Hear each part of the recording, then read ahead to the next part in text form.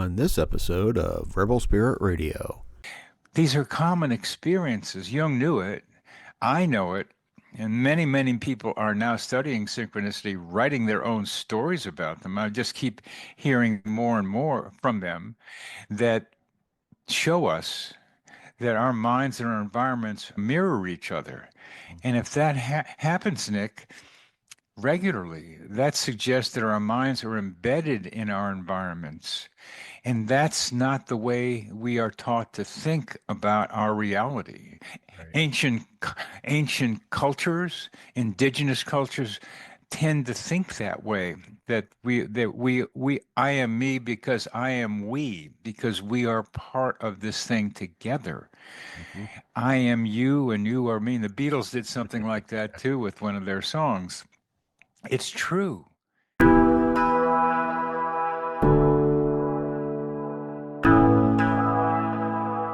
Welcome to Rebel Spirit Radio, exploring the frontiers of spirituality, consciousness, the esoteric, and humanity's sacred relationship with the living earth. I'm your host, Nick Mather, and in this episode, I welcome Bernard Beitman back to the podcast to discuss his latest book, Life-Changing Synchronicities. Bernard broadens Carl Jung's concept of synchronicity to include experiences like serendipity, seriality, and simulpathy. We also discuss collective synchronicities and explore how these meaningful coincidences challenge the materialist worldview and might contribute to both individual and collective healing.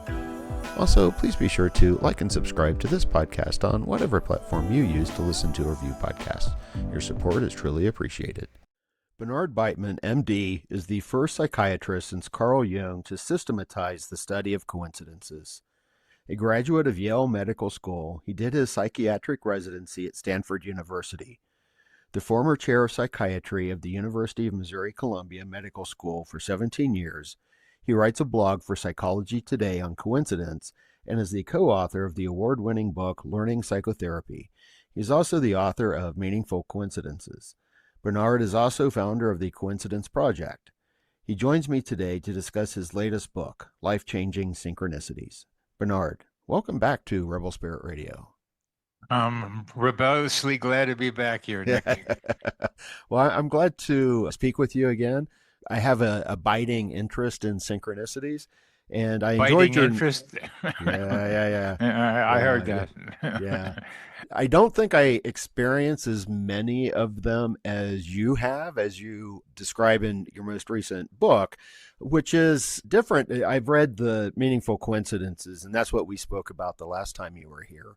But your new book is, in a way, kind of autobiographical because you're telling, in a sense, your life story with all of these synchronicities in them, and you're pulling very relevant information out of that. So, and I think that makes this a unique book. And I do want to say I found it a very enjoyable read and thought-provoking as much as your other work has been. So I don't want to spend a lot of time on the basics because we've talked about this before, and I think that most people have a general understanding of what a synchronicity is.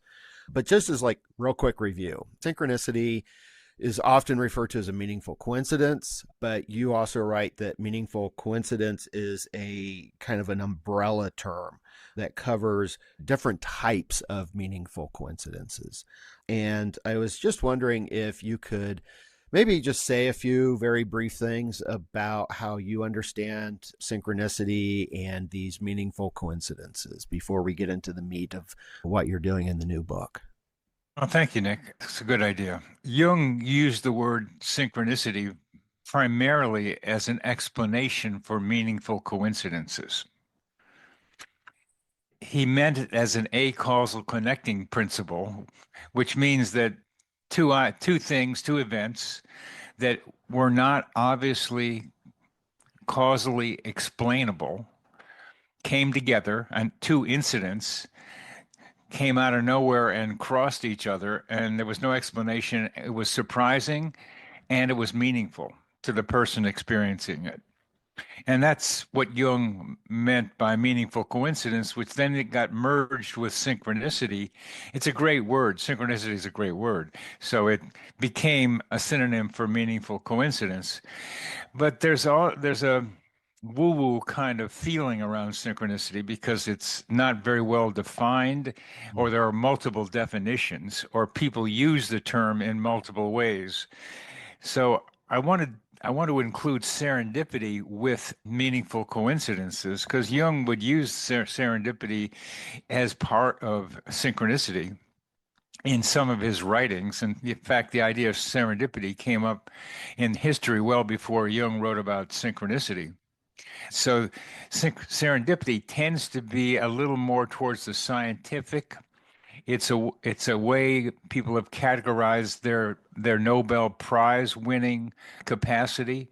That's a lucky accident, a happy accident happened, and they boom, the maid put something on the stove that she shouldn't have in 1800s, and then poof, there was a new dye, and suddenly this guy got a Nobel Prize. There, they the Nobel Prize winners tried to make good stories about how these things came around scientifically and a sequence hypothesis and then an experiment. But a lot of times stuff just happened. The discovery of penicillin being the most accidentally well-known serendipity.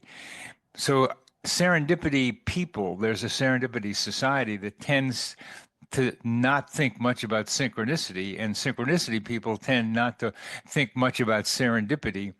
The two of them overlap, but synchronicity tends to be more spiritual, psychological, and interpersonal, or serendipity tends to be more about finding ideas, things, or inventions in an accidental or surprising way. In addition, there's seriality. Paul Kammerer came up with that before Jung. 1919, his book about seriality was was something Jung was well known to Jung and helped inform some of his stories, including one about six different fish symbols that Jung experienced, or a dead fish and a couple other symbols, and six of them all within a short period of time. And that's different from synchronicity, which tends to be a mental event connected to an objective event in the environment. Seriality is something you and I can see with Jung looking at these different fish symbols. So they're all objective, verifiable by somebody else. And the fourth one I've added just because I thought it needed to be there. Simulpathity is the term I invented, which means feeling the pain of a loved one at a distance. Identical twins do this pretty regularly, enough so that one twin said about the other twin, I wish Sammy would take better care of himself because I keep feeling his pain. So those are four different forms of meaningful coincidences. And what I'm trying to do to get a little more scientific about it is that they involve two basic elements: an objective event and a mental event. That's it. All of them, all these meaningful coincidences have those two elements as part of them. Sometimes it's a mental event matching a mental event, telepathy. Sometimes it's an objective event, in seriality. And sometimes it's a mental event, an objective event, as in synchronicity and serendipity. Okay. Wonderful. Thank you for that. I Yeah, you're appreciate that. welcome. And it brings up some really important questions. And as I was thinking this morning about how I wanted to approach talking to you regarding the book, I've got a few things I want to touch on, and not necessarily going over. I'm sure that we'll hit some of the synchronicities that have happened to you through your life and these patterns that you recognized. But just based on what you just said, one of the things that I wanted to ask you about is that synchronicity, more often than not, one of the objections kind of to it in a sense is that it's just coincidence, mere It's just a coincidence. mere coincidence. Yeah. And you wrote in the book that synchronicities can tell us something about the world and about kind of what's real. And I think that in conjunction with that is this aspect of you identified yourself in the book now as a recovering academic, and you had spent so much time I mean, in an academia and psychiatry department, but also a neurology department.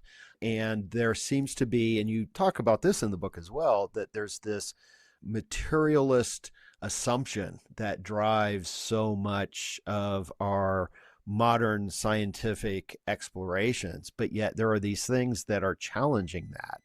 So I was wondering if maybe a big loaded question here, you could talk about how these meaningful coincidences are challenging this sort of materialist worldview and also are presenting a challenge to how academics study these things. What is it telling us about the world? Yeah, thank you. It's a delight to know that you've read that book, both Oh, of them. yeah. And life, oh yeah. I mean, nice talking to a philosophy religion guy. You've read it, and this life-changing synchronicity book that just came out is intended to be a model for what we're talking about, where a mental event matches an objective event, and because for readers, it's my autobiography told through coincidences, but it's intended to be a synchronicity for the reader so that the reader can see his or her own experiences in my experiences. Because one of the key ideas about meaningful coincidences is that if a weird thing happened to you, it's also happening to somebody else right now, or will, or has, that we're not that special. So part of what we learn from meaningful coincidences is our uniqueness is unique with us and maybe a subset of other people when it comes to some of these things. So that begins to challenge the way people think about things as myself. I am only myself. And one of the problems with Western thinking and scientism, as you're referring to, is that I'm an individual. I am separate. I am an island. I am me. Yeah. No, you're not. You are yourself. You have a sense of yourself, but you're also very connected to your environment. And Jung didn't want to bring synchronicity up until later in his life because he was afraid that he would be criticized for saying scientism, materialism, the mind is created by the brain kind of thinking that kind of thinking would get him criticized, that he would be laughed out of the academy for thinking this way. These are common experiences. Jung knew it. I know it. And many, many people are now studying synchronicity, writing their own stories about them. I just keep hearing more and more from them that show us that our minds and our environments mirror each other. And if that happens, Nick, regularly, that suggests that our minds are embedded in our environments.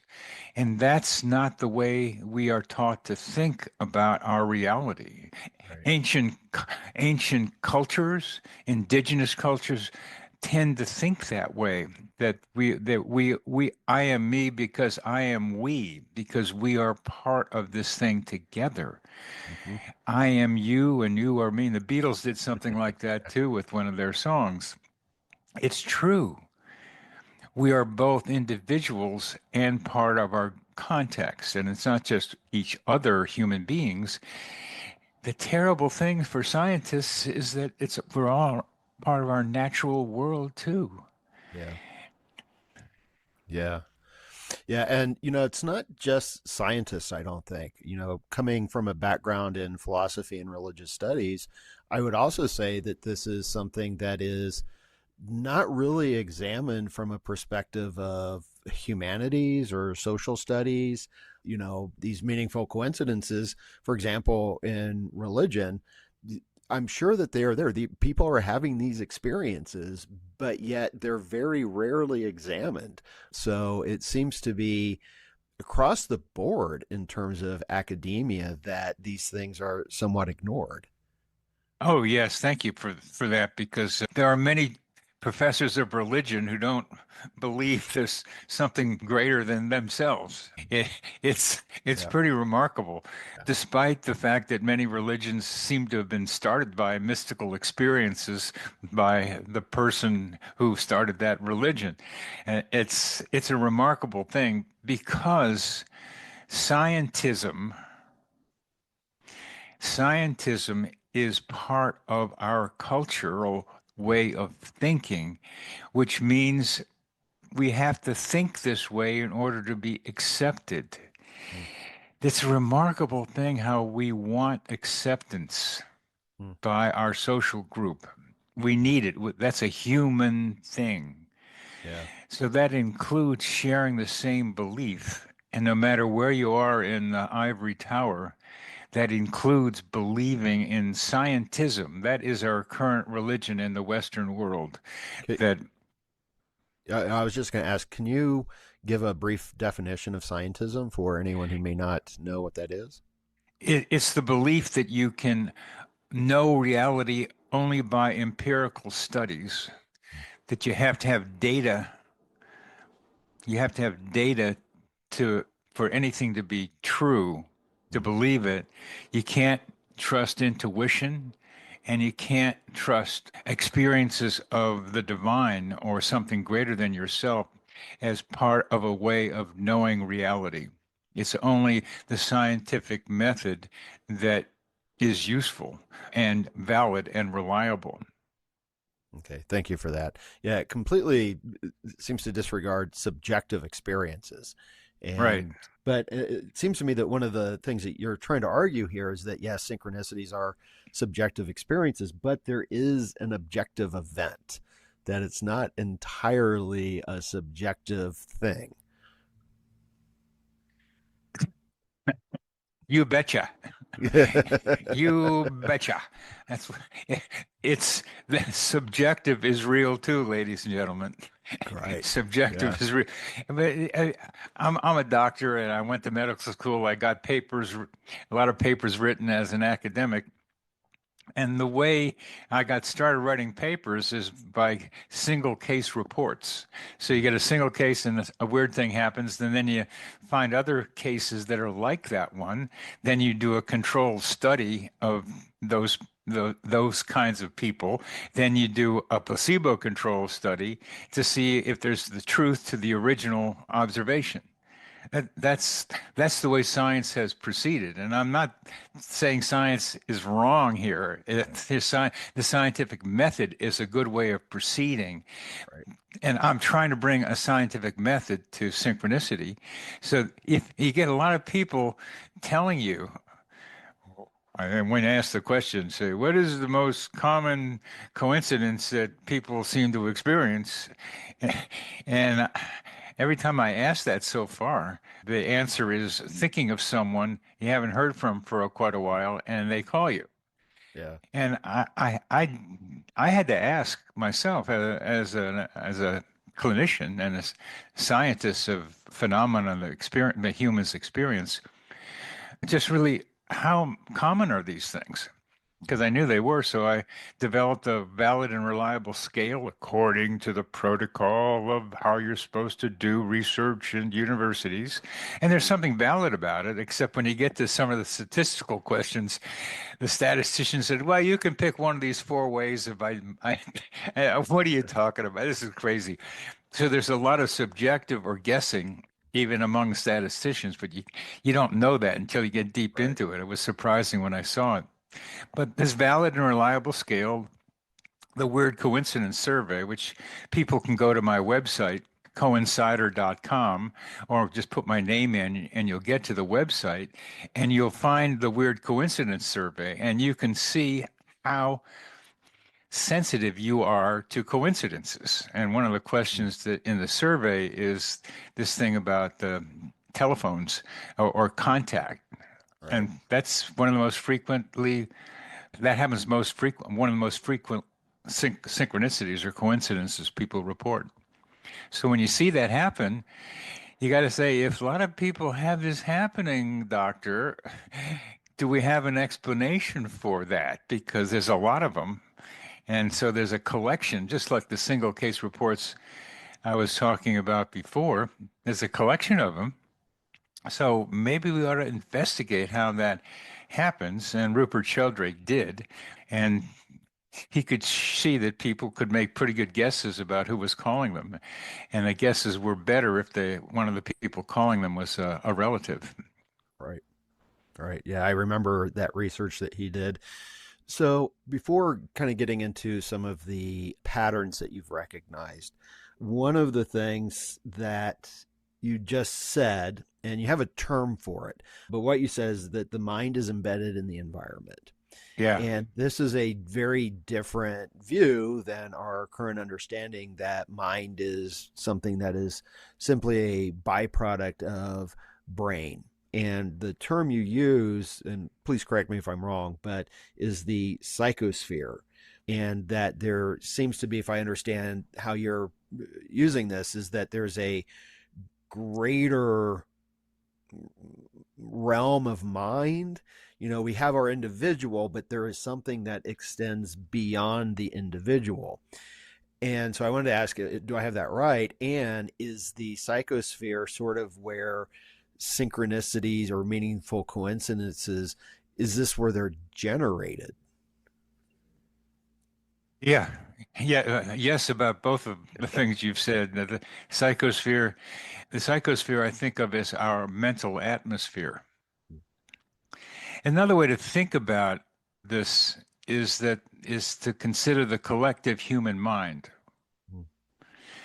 What about that? What do you think of the idea of the collective human mind, Nick? Well, it seems like it's manifesting in terms of like the internet in many ways, but I think even beyond that, that there is more likely than not a kind of shared consciousness. I think that you mentioned Rupert Sheldrake, that's one of his key ideas, I think, about the morphogenetic fields, right? Right. It's like that once an idea is kind of out there, it's out there. I've seen it described, and I'm going to steal this from a movie, but I think there was a study done regarding this. It was like solving the Sunday New York Times crossword puzzles, that it seemed that people, if they were given it like a day or so later, but didn't know that that's what was going on, that they were solving it quicker and maybe even had a easier time at solving it, as if the answers were just kind of out there already and that we could sort of tap into them. Yeah, that's the morphic fields that Sheldrake is suggesting, that if you get one monkey learning how to peel a banana or open a nut, or these birds opening up milk bottles in England, Right. the other birds learn how to do that faster. It's as if the information got out into this morphic field, and you could learn it faster. And it's got pretty good data to suggest that's there. That's true. Yeah. My idea of the psychosphere includes morphic fields, but is well beyond them. But the idea that there's a field of shared knowledge, which the morphic fields indicate by the nice research that Sheldrake has done, is what I'm referring to as the collective human mind to begin with. That we share a kind of we share consciousness, that we are part of one mind. And that one mind has, in the way I'm looking at it, three spheres that we are interacting with, that we give and we take from. We give information and energy out, and we take information and energy back from these fields. And you mentioned the internet as a start. One of the fields is called the noosphere. Teilhard de Chardin and others came up with this idea that has now been condensed down to more scientific ways of sounding, because it's just easier to study. And it's about the internet, but it's also about all forms of communication, transportation, books, inventions, now artificial intelligence. This is the rational part of the greater mind, the noosphere. The psychosphere is the more emotional, intuitive part of this set of spheres that we have access to which we give information and take information and energy from. Akashic record is part, in what am I thinking, of the psychosphere. That is the record that of all human experiences in the past and currently, and could be connected to the morphic fields that Sheldrake is talking about as they develop them. Through the psychosphere, we are connected to other minds, so that when I experience the choking that my father was experiencing 3,000 miles away, he was bleeding into his own throat, and I was choking uncontrollably 3,000 miles away from him around the same time. We were connected, and we're connected in ways that quantum physicists will call non-local, but you and I are now connected non-locally as well, Nick. I mean, the term non-local is so ambiguous that I prefer to be able to talk about it in more easily conceptualized terms than generalizing from photons and electrons at millions of miles apart. We are communicating through something, and that through something I'm calling the psychosphere. And once that gets understood and accepted, we can begin to then to develop a cartography, a map of the psychosphere and how our collective human minds relate to both the noosphere and the psychosphere. And the third one, the third sphere that is so important for us not to forget, and we do, I'll call Gaia, or the Earth's consciousness. This Earth thing. I mean, these plants around me. I mean, I communicate with streams and trees and feel the energy of them. I mean, you go out there and let yourself happen. It's good for you psychologically and emotionally to go out into the nature and hang around with trees and get to see how funny some of them are. They're like comedians with some of the ways they move their branches around and the wind. And then I was out there singing to these trees that I like, that I have a relationship with one day. And I was like, put my hands out as I was being dramatic at the end of this song. And I put my hands out, and a leaf fell right into my hand right when I finished the song. So I mean, you can call that, oh, that's just a coincidence. Weird stuff happens, and weird stuff does happens. In a large population, weird stuff happens, and you'll hear that from statisticians, and I'll agree with you. But then sometimes they can have meaning, and the meaning could be my connection with the trees, and the trees' connection with me. Yeah. Yeah. I really enjoyed the aspect that you gave in this book about being in nature. And at one point, and I think this may be one of the principles you come up with, which was let nature open your mind, because Yeah. that's also a challenge to this materialistic scientism, is that there is no mind to nature. Well, one of the fun and also frustrating things about what I'm doing here is being out on the edge, and I'm not. Yeah. There's more people joining the Yeah. synchronicity bandwagon and getting into it, but the idea that nature has no mind is laughable until unless it's laughable if you have been out in nature and being able to talk with whoever you can talk with. I mean, these trees stopped me when I was walking along in the forest one day. How'd they stop me? I don't know, but I felt this nudge to turn around, and I started relating these two trees and then to a third one. Other people relate to different kinds of plants, to different animals. There's a guy who is an expert in trout and draws all kinds of pictures of these trout. He just likes that, somehow drawn to this fish, and he's gotten to know them very well. That's been true in ancient and indigenous populations before, that each of us has different talents. If we allow ourselves to connect with the sun and the moon and the trees and the rocks and fungi. I mean, one of Sheldrake's son is is doing fungus. He got a great book Mhm. on fungus and how these things are operative in the world underneath us, in the ground, with their Right. mycelia connecting the trees and the trees communicating with each other through them.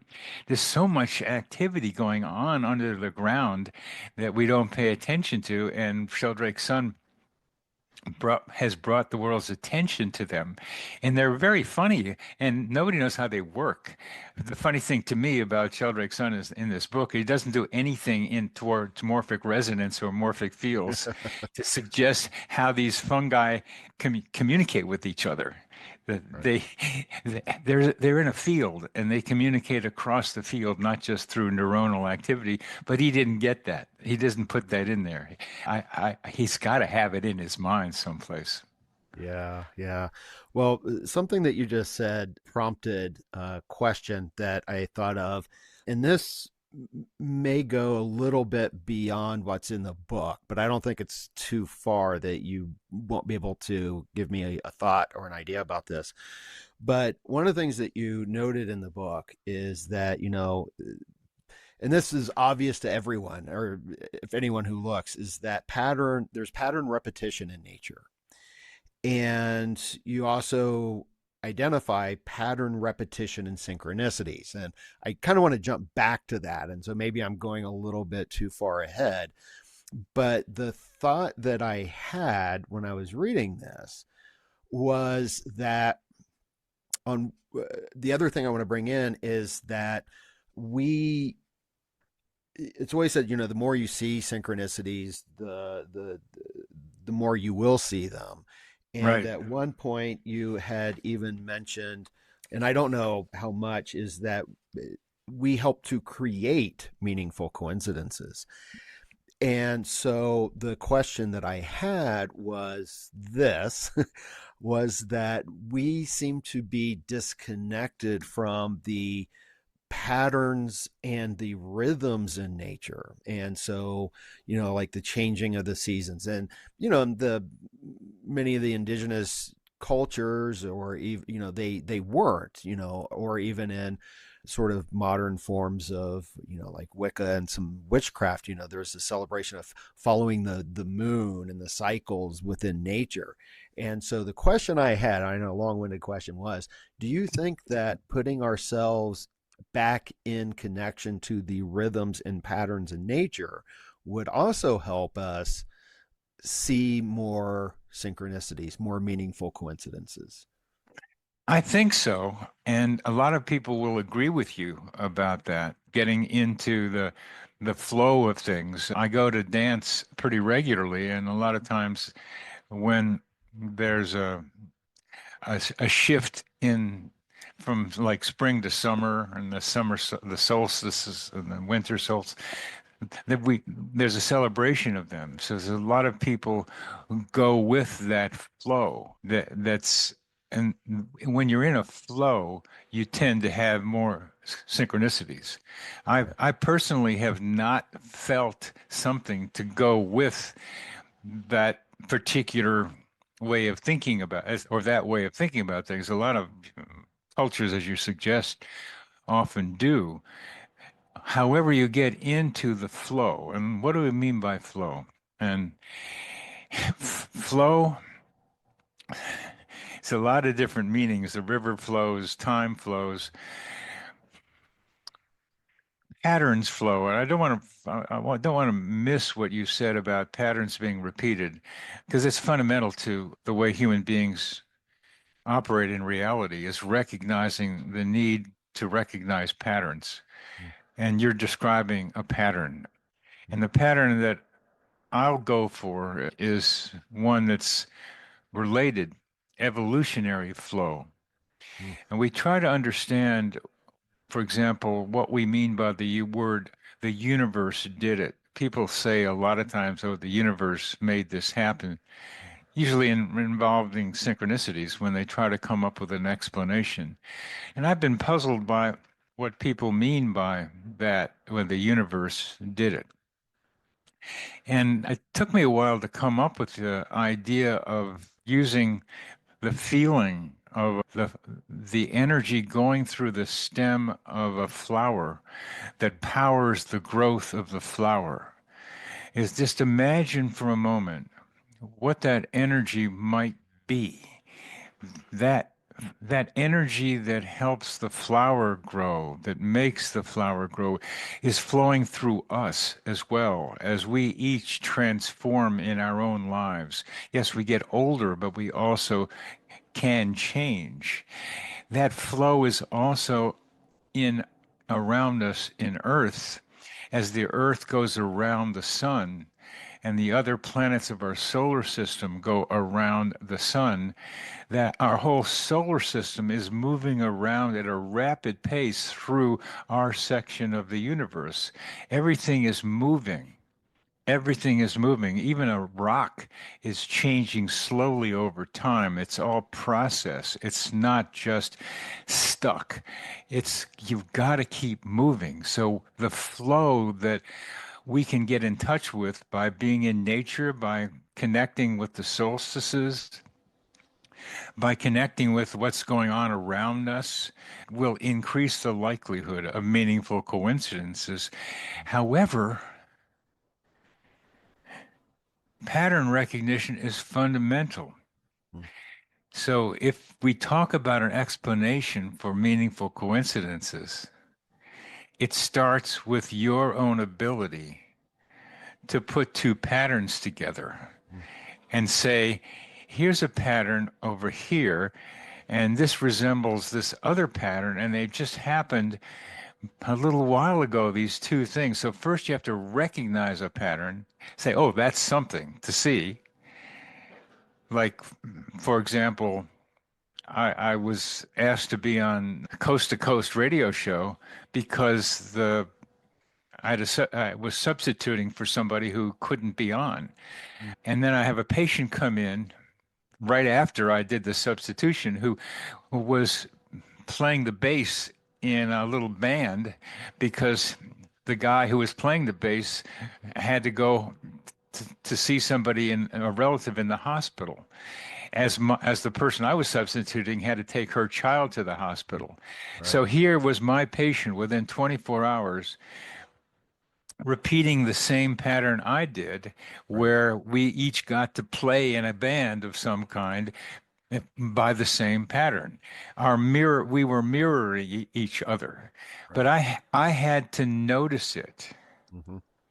I had to notice his pattern, my pattern. I had to see the two patterns being similar. So our ability to notice patterns being similar, that creates a synchronicity. If we don't see the patterns being repeated, no matter what kind of flow we might be in, there's no synchronicity.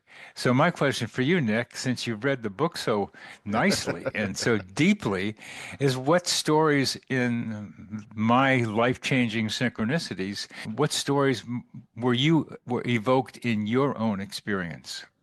Okay, yeah, that's a good one. I actually have a really good example. Good.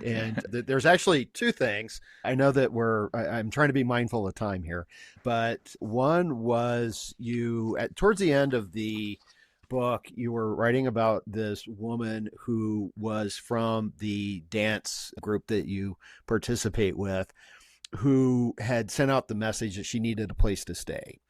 And so out of the kindness of your heart, you let her stay with you, but she overstayed her welcome. And you wrote that as the energy in the house became increasingly negative, the washing machine overflowed, electrical power to the house was threatened, internet connectivity to the neighborhood went out.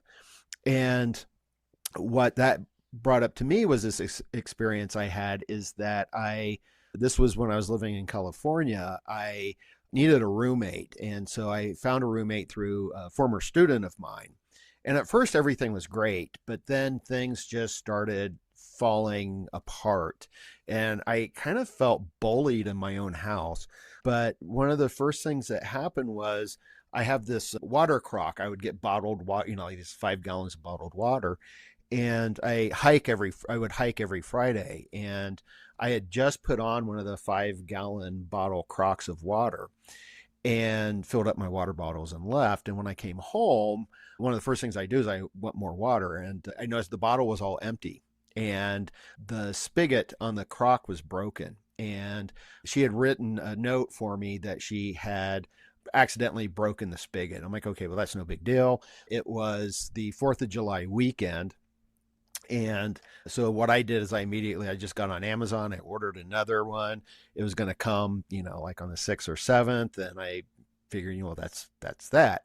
We got into a huge fight about it because she's like, where am I going to get my water? And I'm like, well, buy bottled water. And I had water pitchers with filters. So there was water available. That just wasn't good enough for her.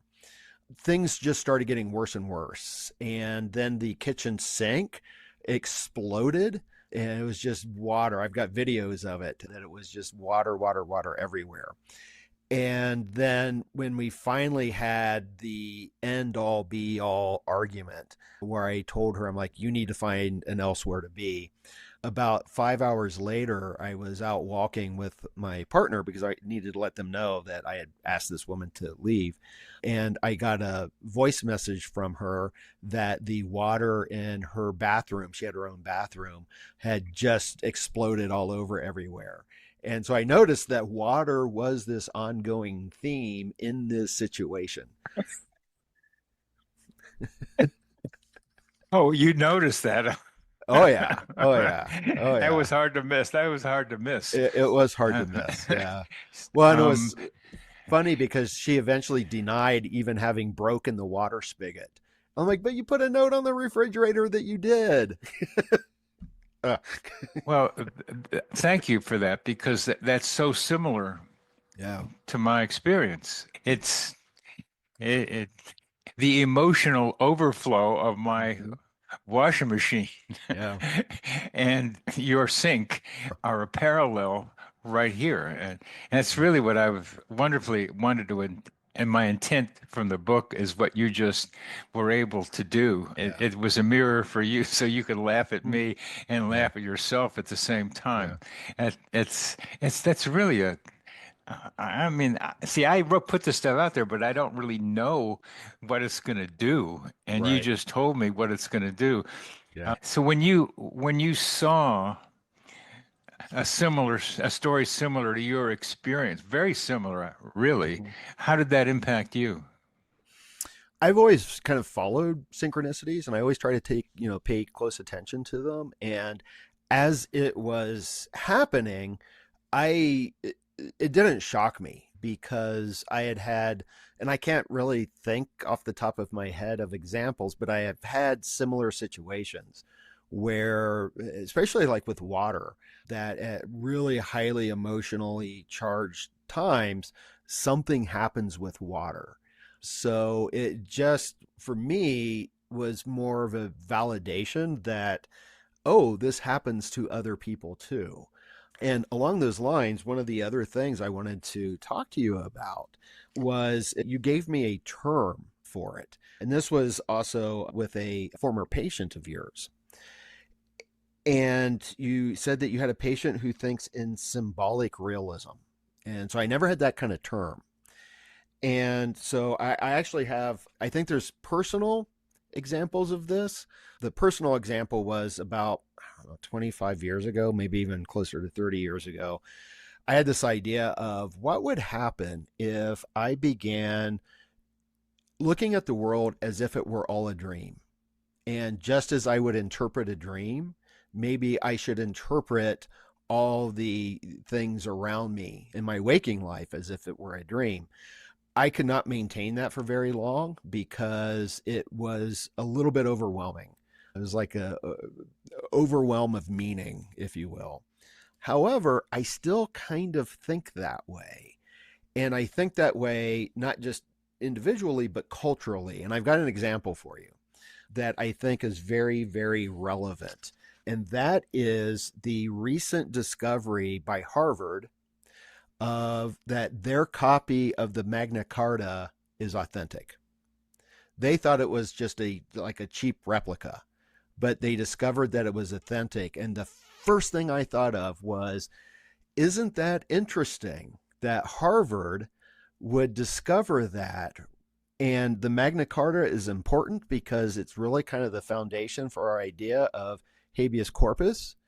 And right at the exact time that Harvard is being punished or attempted to be punished by the current administration, but also at the exact same time that they're floating around these ideas of suspending habeas corpus.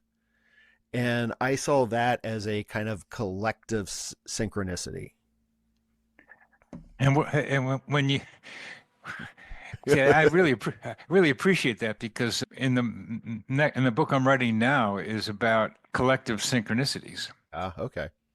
And it not just that, it's about how collective synchronicities can guide the collective human organism, humanity, into a better future.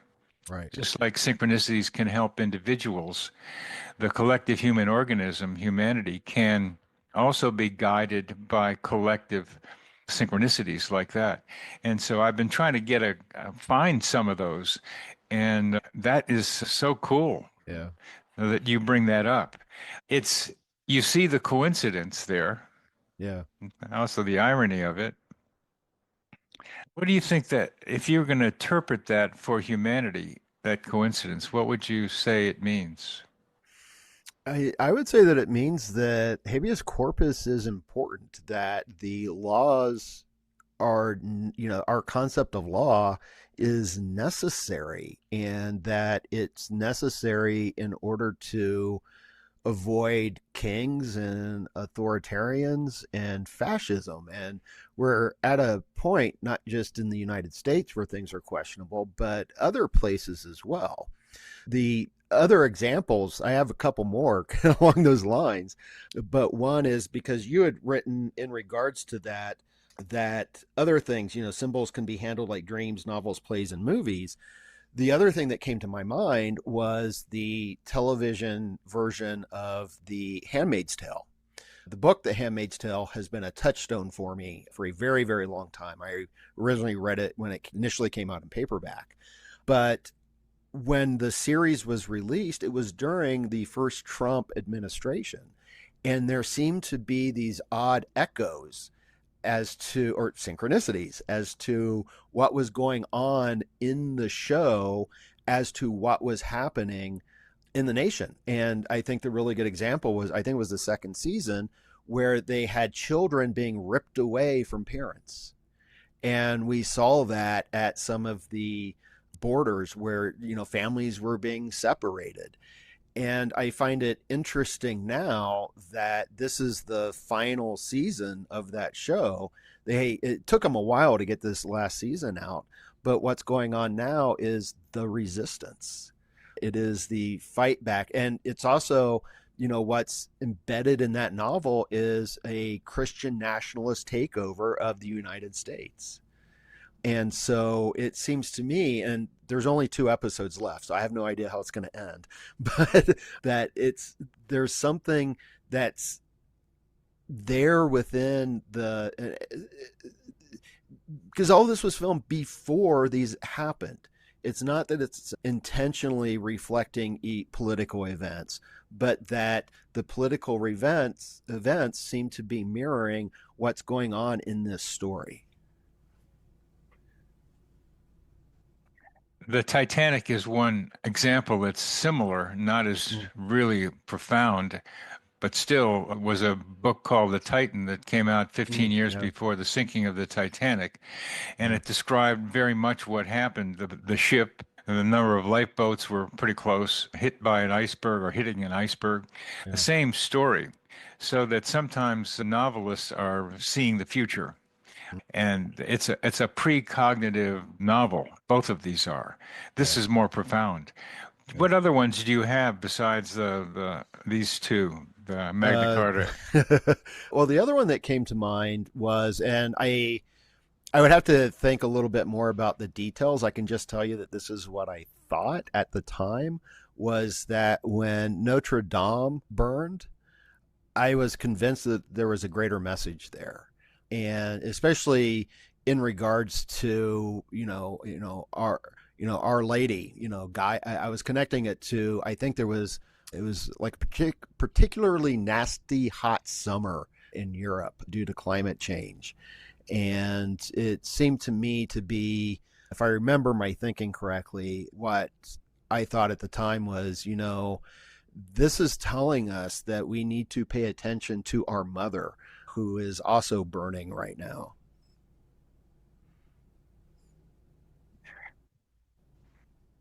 Yeah, you are educating me about what I mean by symbolic realism.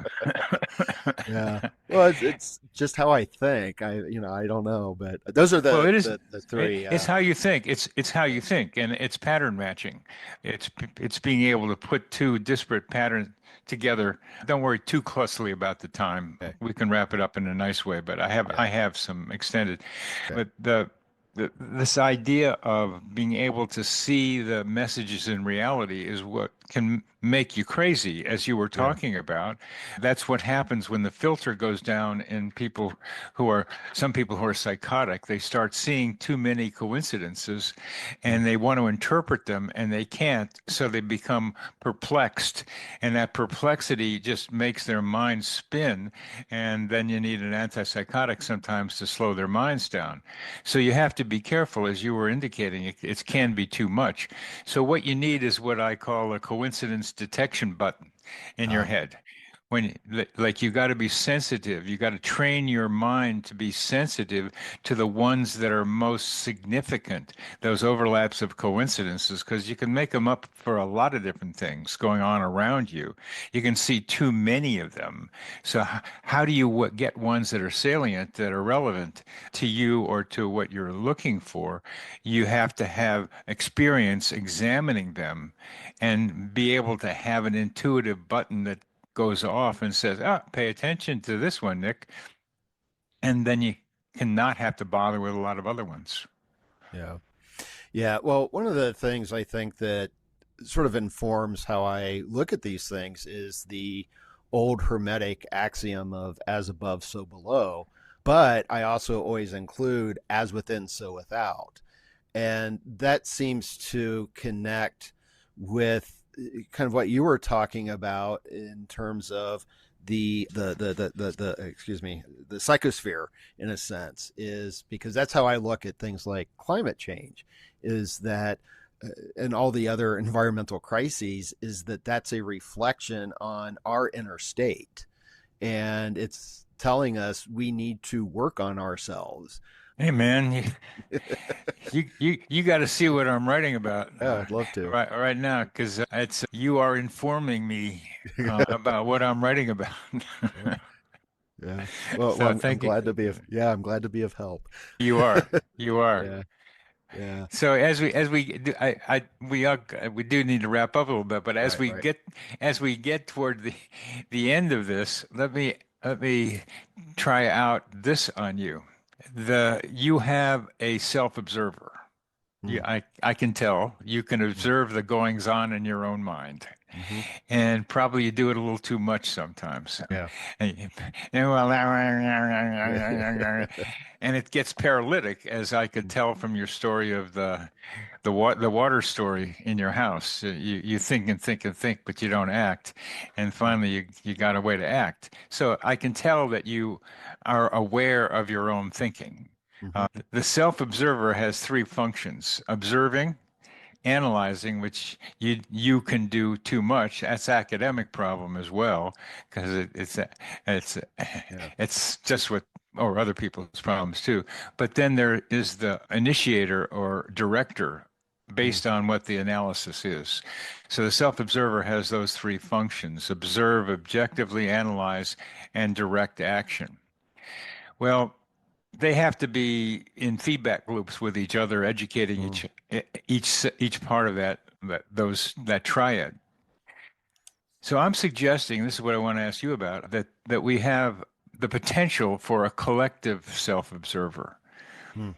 that we have the potential to put together people like you who are good at observing their own minds and who also have an open heart are willing and wanting to love and be kind and connect with people, which you do, so that these individual self-observers can begin to coalesce and tell stories as you did about the Notre Dame burning Mm. and other ones like that, so that we can begin to observe the patterns going on in the collective mind, particularly synchronicity ones, that tell us something about what we can do just as individual synchronicities told me that this woman's got to get out of the house, and Yeah, I was slow about it. I had to pay her to leave.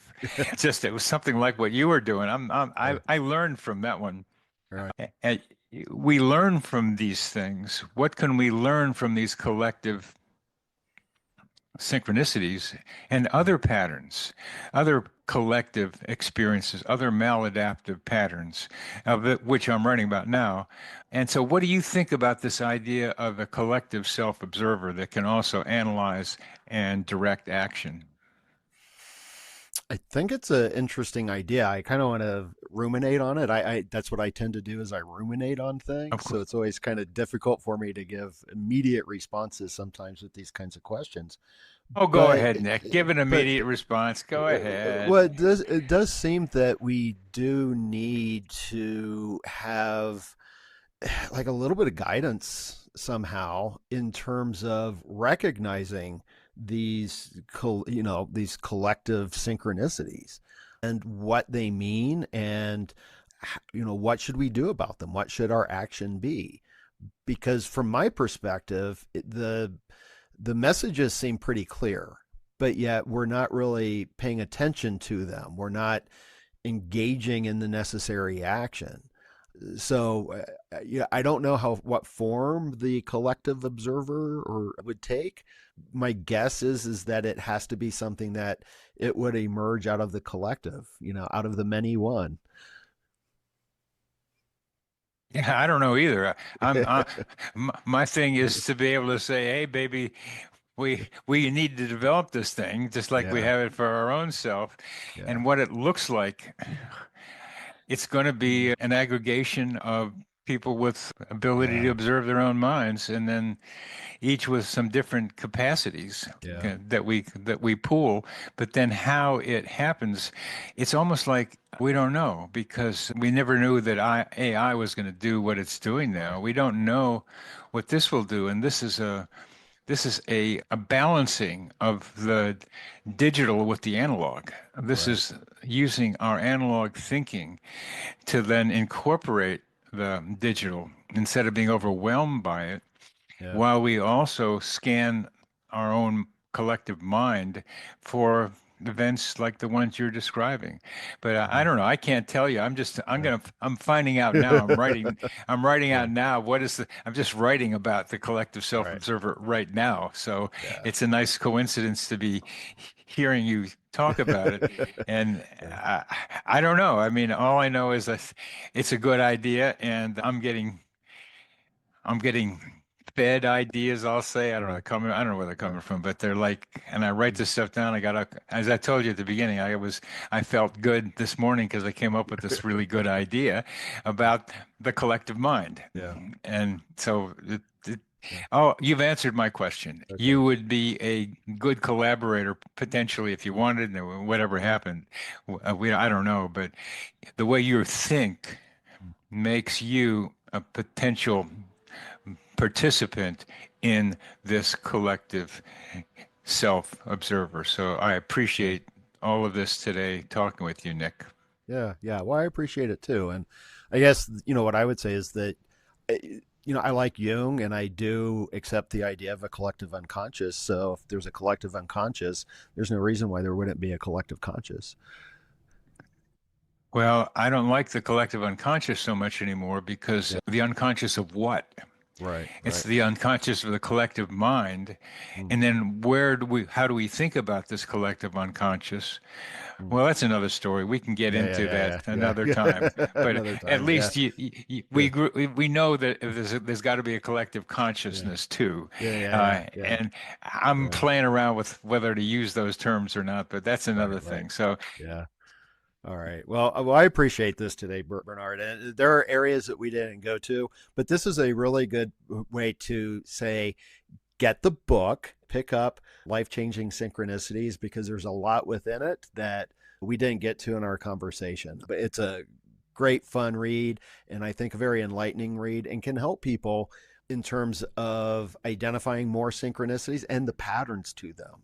And I think it can be very helpful. And I think, and this is one of the things I also appreciated, is that you noted that you thought that this could help us collectively heal ourselves in the world.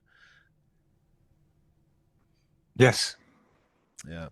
So let me ask you the final questions. I know you're working on a book that you've talked about. Is there anything else that you've got coming up? And I also wanted to ask, are you still doing the Coincidence Cafes? We've suspended that for now. The Coincidence Project's going through a major transition, but people are still submitting stories to the Coincidence Project website. And if they want to get to the Coincidence Project website and put their story in and see what else we're doing, just put thecoincidenceproject.net in your, all one word, except .net, the Coincidence Project, all one word, .net, and you'll get to it, as well as my own website, coincider.com, COINCIDER. But if you want to get to any of that, just put my name in your search engine, Beitman, and you'll find all of that. My podcast and my Psychology Today blog. Okay, wonderful, wonderful. Well, I will put links for the book and your personal website and the Coincidence Project website in the show notes and the video description. Wonderful. So Bernard, it was wonderful to reconnect with you this morning. I thoroughly enjoyed the conversation. I'm very grateful for it and grateful for the work that you're doing. Thanks, Nick. It was a pleasure talking with you. It really was very enlightening. Oh, well, good. I'm happy to hear that. And that's a wrap on episode 198 of Rebel Spirit Radio. Thank you so much for listening or watching if you're part of my YouTube audience. As always, if you enjoyed this episode, please hit that like button if you're watching on YouTube, and don't forget to subscribe to the channel and click that notification bell. You can also follow Rebel Spirit Radio on whatever audio platform you use for listening to podcasts. Right now, I'm nearing 20,000 downloads on the audio platforms, yet I only have 12 followers, and one of those is me. It only takes a second to like, follow, or subscribe. It is totally free, and it really does help. Putting together this podcast is a labor of love, and I do love it. I put a lot of effort and time into each episode, so if you find value in the conversations I provide here, I hope you can find it in your heart to send a little of my way. With more subscriptions and followers, I could possibly get some sponsorship, and honestly, having some funds come my way to help with equipment, hosting, and other necessary subscriptions would be really helpful. You can also help by joining my Patreon at patreon.com/rebelspirit. The link is also in the episode description. You can also buy a super thanks on YouTube to help support my work. As I always like to say, I'm here in the Front Range now doing missionary work in regards to religion, spirituality, and ecology, consciousness, the esoteric, and how all of this can help us heal humanity's sacred relationship with the living earth. So if you feel moved by the Rebel Spirit, and I sure hope that you do, then please, by all means, help me in my efforts to share the good news. I'm Nick Mather, and you've been listening to or watching Rebel Spirit Radio. Until next time, may you be in peace, may you flourish in all possible ways, and may you continue to nurture your rebel spirit.